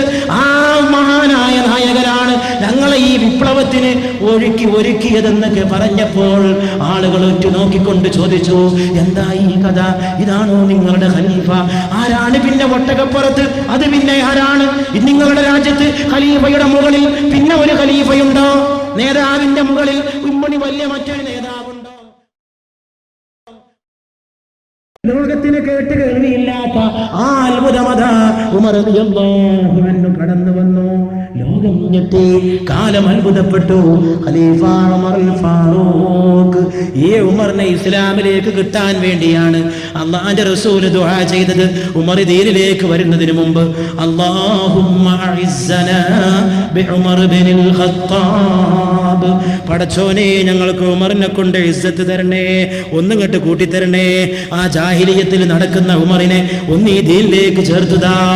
എന്നിട്ട് അല്ലാഹുവേ അല്ലാഹുമ്മ അഇസ്സൽ ഇസ്ലാമ എന്ന് മറ്റൊരു റിവായത്തിൽ ബി ഉമർ ഇബ്നുൽ ഖത്താബ്, അല്ലാഹുവേ ദീനിനെ ശക്തിപ്പെടുത്തണേ ഉമർ ഇബ്നുൽ ഖത്താബിനെ കൊണ്ട്.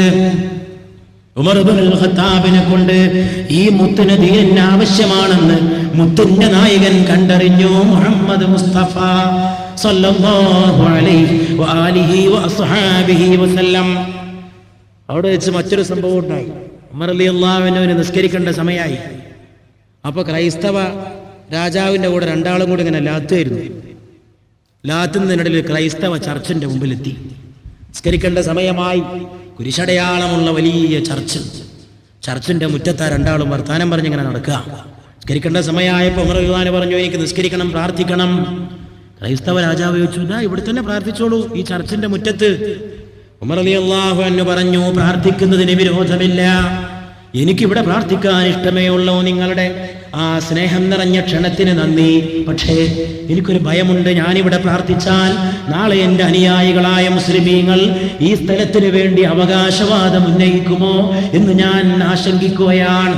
ഞങ്ങളുടെ ഉമർ നിസ്കരിച്ച സ്ഥലമാണ് ഇത്, ഞങ്ങൾക്ക് കിട്ടണമെന്ന് പറഞ്ഞാൽ അയോധ്യ ആരാധനാലയത്തിന്റെ പേരിൽ ചോരക്കറകൾ തീർക്കുന്ന സംഭവ വികാസങ്ങളെ സയ്യിദുനാ ഉമർ ഇബ്നുൽ ഖത്താബ് റളിയല്ലാഹു തആല അൻഹു പറഞ്ഞു, അന്യന്റെ ആരാധനാലയം പിടിച്ചു വെച്ചിട്ട് അത് തകർത്ത് കളയുന്ന ഏറ്റവും വലിയ വൈരം അതരുതേ എന്ന് ഉമർ പഠിപ്പിച്ചു.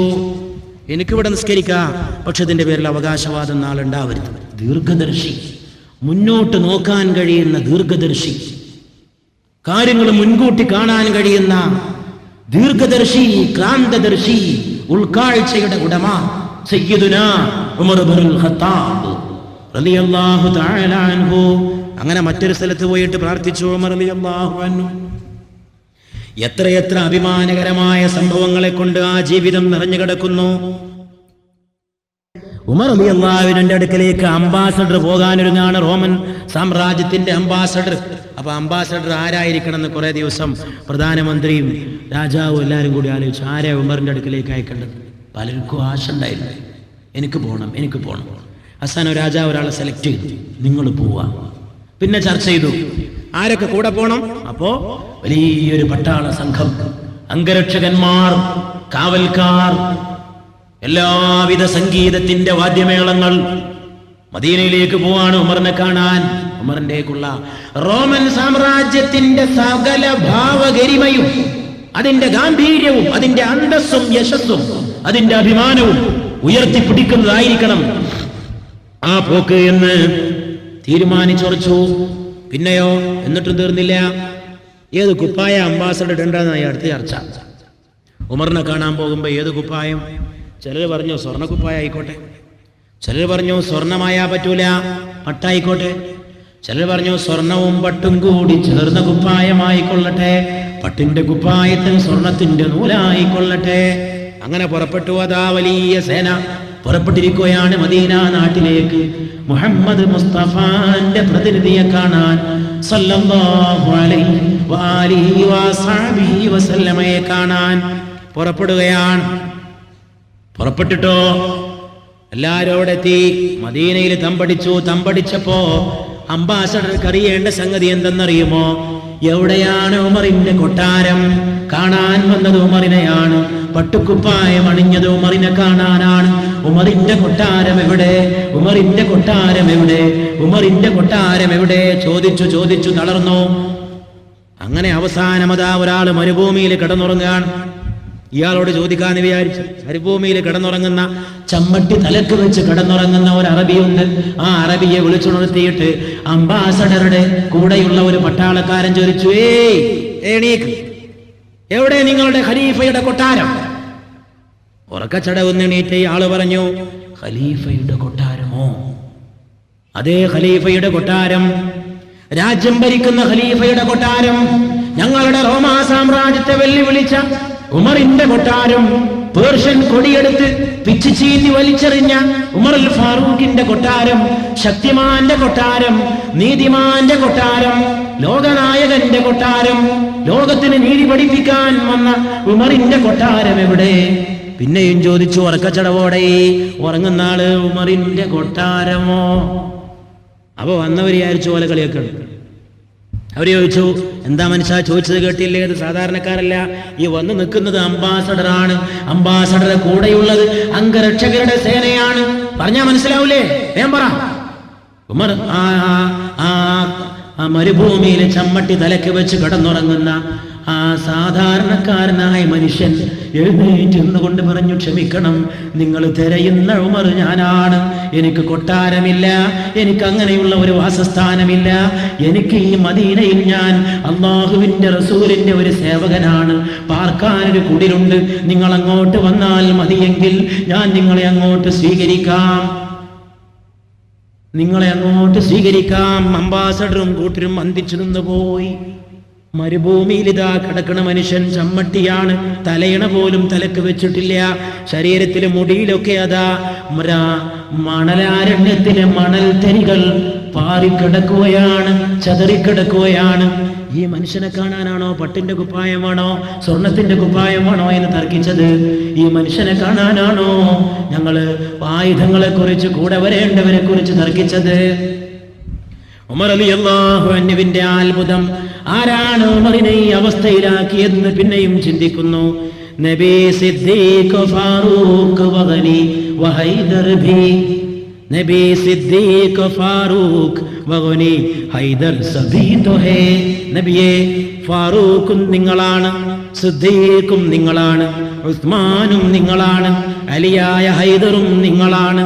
ന ദേഖാ ഹോ തോ ദേഖ് ആവോ കഭി ഉസ് ഷഹർ ഖുബാം കോ. ഈ എല്ലാവരെയും കാണാൻ വേണ്ടി നിനക്ക് ഇന്ന് വരെ കാണാൻ കഴിഞ്ഞിട്ടില്ലെങ്കിൽ കടന്നുവാ, മദീനയുടെ നഗരിയിലേക്ക് കടന്നുവാ. അവിടെ എല്ലാവരുമുണ്ട്. അവിടെ റൗദയുണ്ട്. റൗദയിൽ പുണ്യപൂമാനുണ്ട്.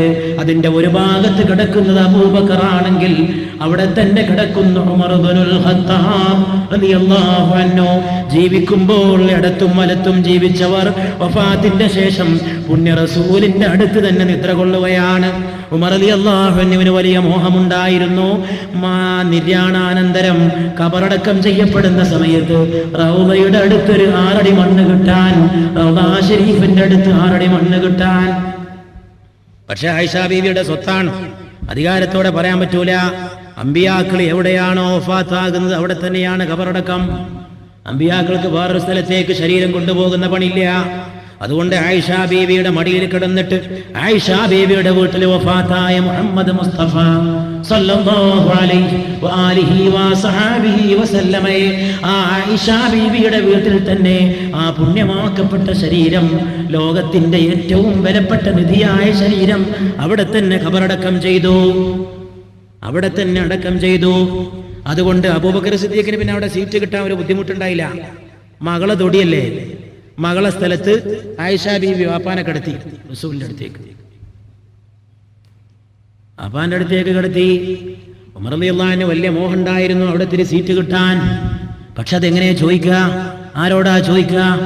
ഉമർ റളിയല്ലാഹു അൻഹു ഷഹീദാകാൻ പോണതിന് തൊട്ട് മുമ്പ്, ഷഹീദായതിന്റെ തൊട്ട് പിറകെ വഫാത്താകുന്നതിന് തൊട്ട് മുമ്പ് തന്റെ മകനായ അബ്ദുല്ലാഹി ഇബ്നു ഉമറിനെ അയച്ചു ആയിഷ ബീവിയുടെ അടുക്കലേക്ക്. വഫാത്ത് ഉറപ്പായ സന്ദർഭമാണ്. മോനെ പോയിട്ട് ചോദിച്ചു വാ.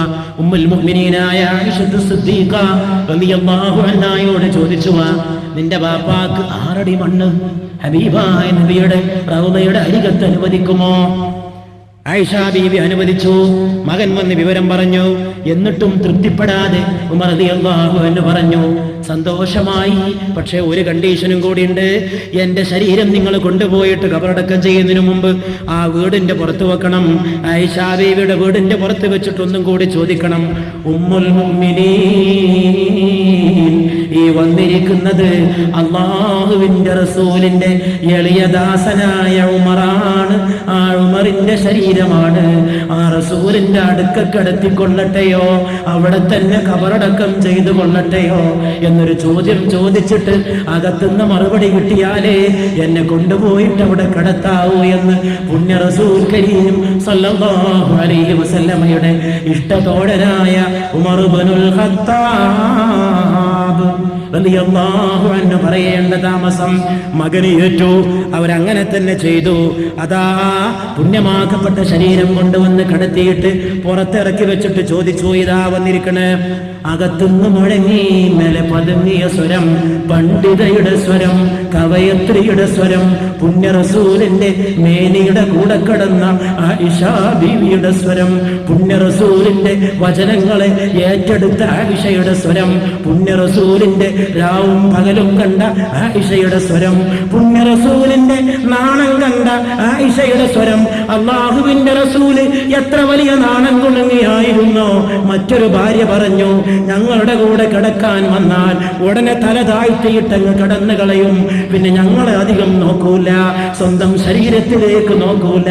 കിടക്കുന്ന സമയത്ത് ഞങ്ങൾക്ക് തമ്മിൽ ബന്ധപ്പെട്ടപ്പോഴെപ്പോഴെങ്കിലും ശരീരത്തിലേക്ക് നോക്കിയിട്ടില്ല, ഞങ്ങളുടെ ശരീരത്തിന്റെ ഭാഗങ്ങളിലേക്ക് നോക്കിയിട്ടില്ല. ഇത്ര വലിയ ഒരു നാണം കുണുങ്ങിയുണ്ടോ? തല താഴ്ത്തിയിട്ടങ്ങ് കണ്ണടക്കുന്ന നാണം കുണുങ്ങി. അതായിരുന്നു മുഹമ്മദ് മുസ്തഫ സല്ലല്ലാഹു അലൈഹി വസല്ലമയെന്ന് മറ്റൊരു സഹധർമ്മിണിയായ ഉമ്മുൽ മുഅ്മിനീൻ സാക്ഷ്യപ്പെടുത്തി പറഞ്ഞ ആ പുണ്യമേനിയുടെ സുഗന്ധമറിഞ്ഞ ആയിഷ, അങ്ങെത്ര ഭാഗ്യവതി ആയിഷ, അങ്ങെത്ര പുണ്യം ചെയ്തോര് ആയിഷ, അങ്ങെത്ര വലിയ മഹത്വമുള്ള ആയിഷ, അങ്ങയുടെ കാലിന്റെ അടിയിലെ മന്ദരികൾ ഞങ്ങൾക്ക് നൽകുമോ ആയിഷ? ഞങ്ങൾക്ക് വേണ്ടി സ്വർഗത്തിൽ അങ്ങയോടൊപ്പം കഴിയാൻ അല്ലാഹുവോട് ഞങ്ങൾ പ്രാർത്ഥിക്കുകയാണ്. ഞങ്ങളുടെ ഉമ്മുൽ മുഅ്മിനീനായ ആയിഷ സിദ്ദീഖ റളിയല്ലാഹു തആല അൻഹ. ആയിഷ ബീവിയോടായിരുന്നില്ലയോ പുണ്യ റസൂലിന് ഏറ്റവും വലിയ ഇഷ്ടം? അബൂബക്കർ എനിക്ക് വളരെ പ്രിയപ്പെട്ടവനാണ്. അതിന് ഏറ്റവും വലിയ കാരണം അബൂബക്കർ തന്റെ മകളെ എനിക്ക് കെട്ടിച്ചു തന്നതാണ്. വെറും 9ാമത്തെ വയസ്സിൽ കന്യകയായ സമയത്ത് എന്റെ വീട്ടിലേക്ക് തന്റെ മകളായ സുന്ദരിയായ ആയിഷയെ പറഞ്ഞയച്ച അബൂബക്കർ സിദ്ദീഖ് മറ്റു കാരണങ്ങളോടൊപ്പം ഇക്കാരണം കൊണ്ടും എനിക്ക് പ്രിയപ്പെട്ടവനാണെന്ന് മുഹമ്മദ് മുസ്തഫ സല്ലല്ലാഹു അലൈഹി വസല്ലം വസല്ലം. നബിയുടെ ഇണക്കങ്ങളും പിണക്കങ്ങളും കണ്ടറിയാൻ ഭാഗ്യമുണ്ടായ ആയിഷ, ലോഹ്യവും അലോഹ്യവും കണ്ട ആയിഷ ബീവി റളിയല്ലാഹു തആല അൻഹ യുദ്ധം കഴിഞ്ഞ് മടങ്ങുമ്പോൾ മാല പോയത് സ്വാഭാവികം, മാല തിരയാൻ ആളെയാക്കുന്നതും സ്വാഭാവികം. അപ്രകാരം വേറെയും സംഭവങ്ങൾ സ്വാഭാവികം. ആയിഷ ബീവി കാത്തിരുന്നതും സ്വാഭാവികം. റസൂലിന്റെ പിന്നാലെ ഒട്ടക സംഘത്തിന്റെ പിന്നാലെ ഒറ്റപ്പെട്ടു പോയതും സ്വാഭാവികം. ഒറ്റപ്പെട്ടു പോയിട്ട് നബിയും കൂട്ടരും പോയപ്പോൾ ഈ തപ്പനയുടെ ചുവട്ടിലിരുന്ന് ഞാനിനി എങ്ങനെ വീട്ടിലെത്തുമെന്ന് പറഞ്ഞ് ആയിഷ ബീവി കരഞ്ഞിരുന്നതും സ്വാഭാവികം.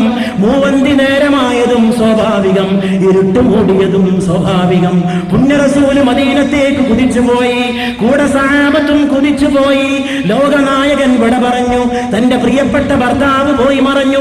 ആയിഷ ഇരുട്ടത്തെ ഈ തപ്പനയോലയുടെ ചുവട്ടിലതാ ഒറ്റക്കാകാൻ പോകുന്ന നേരത്ത് യുദ്ധത്തിന് പോയ സംഘം പോയതിന്റെ പിറകെ അല്ലാഹുവിന്റെ റസൂലിന്റെ സഹാബത്ത് പിന്നിൽ വല്ലതും ഉപേക്ഷിച്ചു പോയിട്ടുണ്ടോ എന്നറിയാൻ തിരയാൻ നടക്കുന്ന ഒടുക്കത്തെ സഹാബി, വല്ലതും കൈമോശം വന്നോ എന്നറിയാൻ, വല്ല മുതലും നഷ്ടപ്പെട്ടോ എന്നറിയാൻ, അത് പെറുക്കിയെടുക്കാൻ വേണ്ടി പിന്നാലെ വരുന്ന സഹാബി അതാ കുതിര ഓടിച്ചുകൊണ്ട് കടന്നു വരികയാണ്.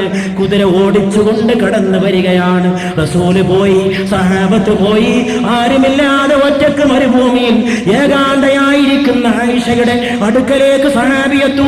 ഉടൻ തന്നെ അത് ആയിഷ ബീവി, അല്ലാഹുവിന്റെ റസൂലിന്റെ പ്രിയപ്പെട്ട പത്നി എന്നറിയേണ്ട താമസം. സഹാബി പറഞ്ഞു, ഇന്നാ ലില്ലാഹി വ ഇന്നാ ഇലൈഹി റാജിഊൻ. ഉമ്മുൽ മുഅ്മിനീനെ, എന്താണ് ഈ കാണുന്നത്? എന്തു പറ്റി? കയറുക, കയറുക, അങ്ങനെ ഞാൻ മദീനത്തെത്തിക്കാം. കയറുക വാഹനത്തിൽ. അങ്ങനെ അതാ രണ്ടുപേര് മദീനത്തെത്തി. ഒന്ന് തൊട്ടില്ല, ഒന്ന് ഉരുമ്മിയില്ല, ഒരു വാക്ക് മുറിയാടിയില്ല. പടച്ചവനെ പേടിച്ച് റസൂലുള്ളാഹിന്റെ പത്നി മദീനത്തണഞ്ഞു. പക്ഷേ കാട്ടുതീ പോലെ വാർത്ത പരന്നു. അപവാദം പറയാൻ എന്നും താല്പര്യമുള്ളവർ, ഫിത്ന പറയാൻ എന്നും ഇൻട്രസ്റ്റ് ഉള്ളവർ, മനുഷ്യനെപ്പോഴും മറ്റുള്ളവരുടെ ജീവിതം ചുഴിഞ്ഞന്വേഷിക്കുന്നവർ, അവനെവിടെ രാത്രി ഉറങ്ങി എന്ന് തേടി നടക്കുന്നവർ, അവനെവിടെ പകല് ചെലവഴിച്ചു എന്ന് അന്വേഷിക്കുന്നവർ. ആയിഷ വന്നത് ഒറ്റക്കൊരാണിന്റെ കൂടെ, അതും ഒരു വാഹനത്തിൽ. അത്ഭുതം, അത്ഭുതം, അത്ഭുതം. വാർത്ത പരന്നു, വാർത്ത കാട്ടുതീ പോലെ പരന്നു. ആയിഷയുടെ കാതിലെത്തി, ആയിഷയുടെ ഉമ്മയുടെ കാതിലെത്തി. പിന്നെ കരച്ചിലായി, പിരിച്ചിലായി. വെള്ളമില്ല, അന്നമില്ല. ആയിഷ കരഞ്ഞ് കരഞ്ഞ് പറഞ്ഞു, റബ്ബേ എന്ത് പറ്റി? ഒരു ഹൈമയിൽ നിന്ന് ഒറ്റപ്പെട്ട് വഴിയിൽപ്പെട്ടതിന് അതാ ഒട്ടകക്ക യാത്രക്കിടയിൽ ഒട്ടകത്തിന്റെ അകത്തെ കൂടാരത്തില് പിന്നിലിരുന്നു എന്നല്ലാതെ അല്ലാഹുവിന്റെ റസൂലിന്റെ പത്നി ഒരു തെറ്റും ചെയ്യാത്ത വിശുദ്ധയായ ആയിഷത്ത് സിദ്ദീഖ റളിയല്ലാഹു അൻഹാ. ആയിഷ ബീവി തേടി, അല്ലാഹുവേ സത്യം, സത്യം വെളിവാക്കണേ, സത്യം വെളിവാക്കണേ, സത്യം വെളിവാക്കണേ. വാർത്ത പരന്ന് പരന്ന് അത് അബൂബക്കർ സിദ്ദീഖിന്റെ കാതിലുമെത്തി. ആയിഷ ബീവിയുടെ പ്രിയപ്പെട്ട പിതാവിന്റെ കാതിലുമെത്തി. സിദ്ദീഖ് ആയിഷയെ നോക്കി, രൂക്ഷമായി നോക്കി. മോളെ, രൂക്ഷമായി നോക്കി. പക്ഷേ മോള് പിഴക്കില്ലെന്നുറപ്പുള്ള സിദ്ദീഖ് പറഞ്ഞു, നിന്റെ കൂടെ ഹക്കുണ്ടെങ്കിൽ ഭയപ്പെടണ്ടടി മോളെ. അല്ലാഹു സർവശക്തൻ, അല്ലാഹു സർവജ്ഞൻ, എല്ലാം അറിയുന്നവൻ. വാർത്തയെത്തി. വാർത്ത ആകാശഭൂമികളുടെ സ്വപ്നമായ ആകാശഭൂമികളുടെ രോമാഞ്ചമായ ഏഴാകാശത്തിന്റെ ഒരുപാട് ഭൂമികളുടെ ഒരുപാട് നക്ഷത്രങ്ങളുടെ ജ്വാല മുഴുവൻ തന്റെ മുഖത്തെ കൊപ്പിയെടുത്ത രാജകുമാരന്റെ കാതിലെത്തി. ആകാശഗോളങ്ങളുടെ വദാനായ സുബുൽ, വദാനായ സുബുൽ, വദാനായ സുബുൽ മൗലായ കുൽ ഖതമേ റസൂൽ, വദാനായ സുബുൽ മൗലായ കുൽ ഖതമേ റസൂൽ, വദാനായ സുബുൽ മൗലായ കുൽ ഖതമേ റസൂൽ, ജിസ്നെ ഗുബാർ രാഹു കോ ബഖ്ശാ ഫറൂഖ് വാദി സീന. എന്നെ കൊണ്ട് പറയാനാവില്ല. അല്ലാമാ ഇഖ്ബാലെ അങ്ങ് പറയുക, അങ്ങ് വാഴ്ത്തി പറയുക. നബിയെ വാഴ്ത്താൻ അങ്ങേക്കല്ലാതെ ആർക്ക് കഴിയും? വദാനായ സുബുൽ, ദാനായ സുബുൽ, ദാനായ സുബുൽ, മാർഗങ്ങൾ അറിയുന്നോർ, മൗലായ കുൽ, സകലർക്കും യജമാനൻ, ഖതമേ റസൂൽ, അന്ത്യപ്രവാചകൻ. അന്ത്യപ്രവാചകന്റെ കാതിലെത്തി ആയിഷയെ കുറിച്ചുള്ള അപവാദ വാർത്ത. ആയിഷ ബീവിയുടെ മുഖത്തേക്ക് നോക്കി രാജകുമാരൻ. രൂക്ഷമായ നോട്ടം. ആയിഷ, എന്താണ് ഈ കേൾക്കുന്നത്? ആയിഷ, എന്താണ് ഈ കേൾക്കുന്നത്? ആയിഷ, നീ നിന്റെ വീട്ടിലേക്ക് പോയിക്കോ. ആയിഷ, നീ നിന്റെ വീട്ടിലേക്ക് പോയിക്കോ. ആയിഷ, അള്ളാഹുവിന്റെ റസൂലും തന്നെ സംശയിച്ചുവെന്നറിയതോടെ ബുദ്ധിയുടെ സമനില തെറ്റിയ പോലെ ആയിഷ ബീവി നെഞ്ചത്തടിച്ച് കരഞ്ഞു. ഇനി എനിക്ക് ദുനിയാവ് വേണ്ട, ഇനി എനിക്ക് ഒന്നും വേണ്ട, ഇനി എനിക്ക് ആരും വേണ്ട. അങ്ങനെ സംശയിക്കുന്നുവോ ലോകനായകനെ? അങ്ങനെ സംശയിക്കുന്നുവോ? അങ്ങനിൽ കുറ്റം ആരോപിക്കുന്നുവോ? ആയിഷ, അള്ളാഹു സത്യം വെളിവാക്കുന്നവരെ നീ നിന്റെ വീട്ടിൽ കഴിഞ്ഞു ആയിഷ, നീ നിന്റെ വീട്ടിലേക്ക് പോയിക്കോ ആയിഷ. പുണ്യ റസൂലിനെ പിരിയുന്ന ദിനങ്ങൾ, പുണ്യ റസൂലിനെ പിരിഞ്ഞ രാത്രികൾ, ആ റസൂല് വന്നില്ല, ആയിഷ എന്ന് വിളിച്ചില്ല, വാതില് തുറന്നില്ല, കൂടെ കിടന്നില്ല, ഒരു നോട്ടം നോക്കിയില്ല. ആയിഷ കണ്ണീര്, കുടിയില്ല, വെള്ളമില്ല. അപ്പോഴേക്ക് അങ്ങാടി മുഴുവൻ അപവാദത്തിന്റെ കൊടുങ്കാറ്റ്. പുണ്യർ എത്രത്തോളം കൊടുങ്കാറ്റ് എന്ന് പറയാ. അലി റളിയല്ലാഹു അൻഹുവിനെ വിളിച്ചിട്ട് റസൂല് ചോദിച്ചു, ഞാൻ എന്താ വേണ്ടത്? അള്ളാഹ് എത്ര വലിയവനാന്നും കൂടി മനസ്സിലാക്കുക. അള്ളാഹ് എത്ര വലിയവനാ. അള്ളാഹുവിന്റെ പരിപാടികൾ അവന്റെ റസൂലിന് പോലും സംഗതി അറിയിച്ചു കൊടുത്തില്ല. അള്ളാഹു അറിയിക്കേണ്ട സമയത്ത് അറിയിച്ചു കൊടുക്കുന്നവരെ നടക്കേണ്ടവരൊക്കെ നടക്കട്ടെ, സംശയിക്കേണ്ടവരൊക്കെ സംശയിക്കട്ടെ, എല്ലാം നടക്കട്ടെ. പക്ഷെ എന്റെ വിധി അവസാനം എല്ലാവരും അറിയട്ടെ. അലി റളിയല്ലാഹു അൻഹുവിനെ വിളിച്ചിട്ട് ചോദിച്ചു, ഇഞ്ഞിപ്പോൾ എന്താ കാട്ടുകയെന്ന് ചോദിച്ചു. അലി റളിയല്ലാഹുവിന്റെ മറുപടി, മദീനത്ത് പെണ്ണുങ്ങൾ വേറെ ഉണ്ടല്ലോ, വേറൊരു കല്യാണം കഴിച്ചാൽ മതി. എന്നാലും ആയിഷ നിരപരാധിയാണ്, ആയിഷക്കൊന്നും പറ്റിയിട്ടില്ല, നിങ്ങൾ എന്തിനാ ഈ സംശയിക്കണത് എന്നൊന്നുമല്ല മറുപടി. നോക്കണം, അപവാദത്തിന്റെ കൊടുങ്കാറ്റ് എത്ര മഹത്തുക്കളുടെ കാതിൽ വരെ എത്തിയിരിക്കണം. ആയിഷ റളിയല്ലാഹു തആല അൻഹ വിഷമിച്ച് പ്രയാസപ്പെട്ട് അല്ലാഹുവിനോട് കരഞ്ഞ് പ്രാർത്ഥിച്ചു. ഒരു ദിവസമതാ പുണ്യ റസൂൽ ആയിഷയുടെ വീട്ടിന്റെ അടുത്തതാ, ആ വീട്ടിന്റെ ഉമ്മറത്തിരിക്കുകയാണ്. കൂടെ അബൂബക്കറുണ്ട്. നെറ്റിത്തടത്തിലേക്ക് ആയിഷ സൂക്ഷിച്ചു നോക്കി. വയർപ്പിന്റെ തുള്ളികൾ ആയിഷക്ക് നല്ലപോലെ അറിയാം. കൂടെ കിടന്ന ആയിഷ ബീവിക്കറിയാം, വഹി വരുമ്പോൾ ആ നെറ്റിത്തടത്തിൽ വയർപ്പിന്റെ തുള്ളികൾ തടയും. അത് ജിബ്രീലിന്റെ വരവാണ്, അത് റൂഹുൽ അമീന്റെ വരവാണ്, അത് റൂഹുൽ ഖുദ്സിന്റെ വരവാണ്, അത് മലക്കിന്റെ ചിറകിട്ടടിയാണ്, അത് മനുഷ്യന്റെ ശരീരത്തിലേക്ക് മലക്ക് ഷോക്കേൽപ്പിക്കുകയാണ്. വഹയിന്റെ ഷോക്ക് ഏൽക്കാൻ ഭാഗ്യമുണ്ടായ മുഹമ്മദ് മുസ്തഫ സല്ലല്ലാഹു അലൈഹി വസല്ലം ആയിഷ ബീവി ഉറ്റുനോക്കി. വയർപ്പിന്റെ മണികൾ തിളങ്ങുമ്പോൾ ജിബ്രീൽ സാധാരണ വരാറുണ്ട്. ഉടൻ തന്നെ ഏതെങ്കിലും ഒരു സഹാബിയെ പുണ്യ റസൂൽ വിളിക്കാറുണ്ട്. വഹി എഴുതിയെടുക്കാൻ വാ, ഖുർആന്റെ ആയത്തുകൾ കുറിച്ചു വെക്കാൻ വാ, ജിബ്രീൽ വന്നിരിക്കണേ എന്റെ അടുത്തിരിക്കെന്ന് പറയാറുണ്ട്. ഈ വിയർപ്പ് തുള്ളി വഹിയനായിരിക്കട്ടെ, അതെന്നെ കുറിച്ചാകട്ടെ, എന്റെ നിരപരാധിത്വം ആകാശഭൂമികളുടെ തമ്പുരാനെ തെളിയിക്കണേ. അല്ലാ, നീ വലിയവനാണ്. എല്ലാവരും കൈയൊഴിഞ്ഞ ഈ പെണ്ണിന് അല്ലാ, നീ അല്ലാതെ ആരുമില്ല അല്ലാ. എല്ലാവരും വിട്ടാലും നീ ഉണ്ടെങ്കിൽ മതി റബ്ബേ. നീ സത്യം വെളിവാക്ക് റബ്ബേ. അതാ വരുന്നു വഹ്യ്. ആരാണോ അപവാദം പറഞ്ഞു പരത്തിയത് അവനെ 80 അടി അടിക്കുക. ആയിഷ നിരപരാധിയാണ്. ജിബ്രീൽ ഓതിക്കൊടുക്കുകയാണ്. അതോടെ ഇസ്ലാമിൽ ശിക്ഷ ഉറച്ചു. അന്യരെ കുറിച്ച് ഇല്ലാത്ത അപവാദം പറയുന്നവന് ഇസ്ലാമിന്റെ ശരീഅത്തിൽ 80 അടി ശിക്ഷയാണ്. എത്ര 80,000 അടിക്കേണ്ടി വരും ഓരോരുത്തരെ? അതല്ലേ മുസ്ലിം സമുദായത്തിൽ രാവും പകലും നടക്കുന്ന ഒരേ ഒരു ഏർപ്പാട്. ഇവനെക്കുറിച്ച് ഒറ്റക്കും പരസ്യമായിട്ടും കൂട്ടായിട്ടും മൈക്ക് കെട്ടിയിട്ടും കെട്ടാതെയും തോന്നിവാസം പറയല്ലേ, ഗീബത്ത് പറയല്ലേ, പരദൂഷണം പറയല്ലേ, അങ്ങനെ എന്തൊക്കെ പറഞ്ഞ് പ്രചരിപ്പിച്ചുകൊണ്ടിരിക്കുന്നു. ആയിഷ ബീവി റളിയല്ലാഹു തആല അൻഹാ ആ സമയത്ത് ആശ്വാസത്തിന്റെ നെടുവീർപ്പെട്ടു. അള്ളാന്റെ റസൂല് വന്നു. ആയിഷ, വീണ്ടും മുഖത്ത് നിലാവൊളി. ആയിഷ, മഴ പെയ്തൊഴിഞ്ഞു പോയിരിക്കണ്, മുഖത്ത് സന്തോഷം വന്നിരിക്കണ്. ആയിഷ ബീവിക്കൊന്ന് ഡിമാൻഡ് കാട്ടാൻ പറ്റിയ സമയമാണ്. ആയിഷ പറഞ്ഞു, വല്ലാതെ ചിരിക്കണ്ടെന്ന് പറഞ്ഞു. നിങ്ങളല്ല, അള്ളയാണ്. അള്ളയാണ് എന്നെ രക്ഷിച്ചത്, നിങ്ങൾ എന്നെ സംശയിച്ചു, നിങ്ങൾ എന്നെ ശങ്കിച്ചു, അള്ളാഹുവാണ് സത്യം വെളിപ്പെടുത്തിയത്, നിങ്ങൾ എന്നെ സംശയിച്ചില്ലേ? അള്ളാഹുവിന്റെ റസൂലേ, അള്ള വെളിപ്പെടുത്തിയിട്ടില്ലെങ്കിൽ നിങ്ങൾ എന്നെ അകറ്റൂലായിരുന്നോ? ആ ആയിഷ ബീവി അകത്തുന്ന സമ്മതം മൂളി അമീറുൽ മുഅ്മിനീന്റെ ശരീരം കൊണ്ടുവന്ന് ഇതാ റൗദാ ശരീഫിൽ കിടത്തിയാലും, റൗദാ ശരീഫിൽ പുണ്യ ഹബീബിന്റെ അടുത്ത് കിടത്തിയാലും, അന്ന് വരെ ആയിഷ ബീവി റൗദയുടെ അടുത്ത് നിൽക്കുമ്പോൾ കാട്ടിയതിനേക്കാൾ വലിയ ബഹുമാനം പിന്നെ കാണിച്ചിരുന്നു എന്നാണ്. പിന്നെ റൗദാ ഷരീഫിന്റെ അടുത്ത് ആയിഷ ബീവി പ്രത്യക്ഷപ്പെടുമ്പോ അന്യ ആണുങ്ങളെ മുമ്പിൽ പ്രത്യക്ഷപ്പെടുന്ന മാതിരി മുഖവും മുൻകൈയും അല്ലാത്ത എല്ലാ ഭാഗങ്ങളും മറക്കുമായിരുന്നു. അതുവരെ മറക്കേണ്ടിരുന്നില്ല. വാപ്പിയും ഭർത്താവുമാണ് കിടക്കുന്നത്. അപ്പൊ അവിടെ ഒരു അന്യ ആള് വന്നിരിക്കുന്നു, ഉമർ ഇബ്നുൽ ഖത്താബ് റളിയല്ലാഹു തആല അൻഹു. വഫാത്തായി പോയിട്ടും ആയിഷ ബീവിയുടെ പെരുമാറ്റത്തിന് മാറ്റം ഉണ്ടായിരുന്നില്ല. അല്ലാഹു സുബ്ഹാനഹു വ തആല ആ മഹത്തുക്കളുടെ കാൽപ്പാടിൽ നമ്മെ ഒരുമിച്ച് കൂട്ടുമാറാകട്ടെ. വഫാത്തായി പോയിട്ടും ആയിഷ ബീവിയുടെ പെരുമാറ്റത്തിന് മാറ്റം ഉണ്ടായിരുന്നില്ല. അല്ലാഹു സുബ്ഹാനഹു വ തആല ആ മഹത്തുക്കളുടെ കാൽപ്പാടിൽ നമ്മെ ഒരുമിച്ച് കൂട്ടുമാറാകട്ടെ.